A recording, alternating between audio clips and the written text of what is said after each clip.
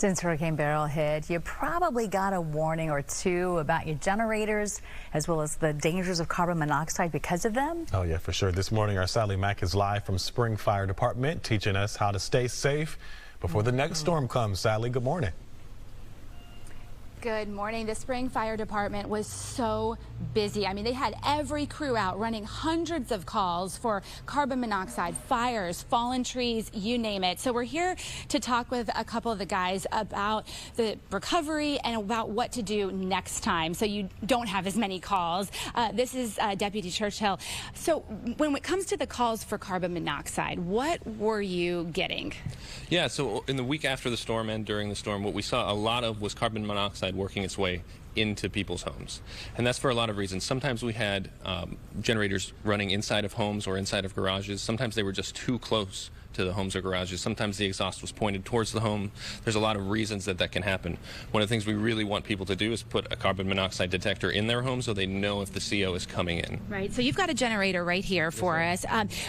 If the generator is too close to the home, because a lot of times it's hard to get it 20 feet from the home. We just don't have our home set up that way. So what do you recommend to get it far away from the home? Yes, ma'am. So we want it to be 20 feet from the home if possible. If not, you're going to get it as far as you can and point the exhaust, which is where the hot part comes out, away from your home. And like we spoke earlier, we don't want that going towards your neighbor's home either, and we want to make sure you're not anywhere near anything flammable like a fence or dry brush or grass, because you can start a fire with the generator that way as well.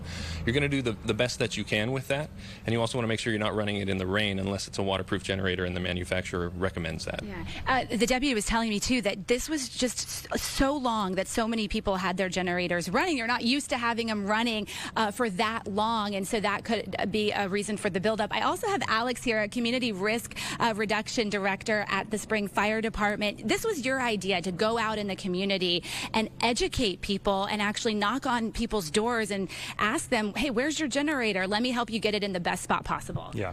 So while we were running around, we had a lot of people just running their generators not in the right spot. So yeah, we stopped, knocked on doors, said, hey, can we help you?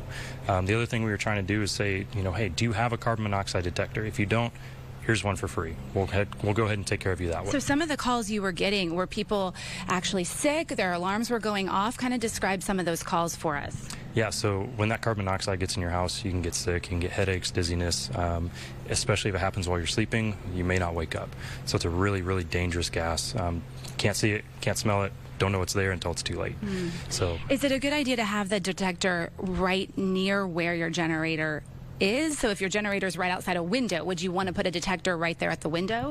So you can put one near the window, particularly towards entrances of the house. So if you have it just outside of your garage, put it near that garage door, not necessarily the closing one, but the one to your house. Also nearby where you're sleeping, so that when that thing goes off, it is an emergency.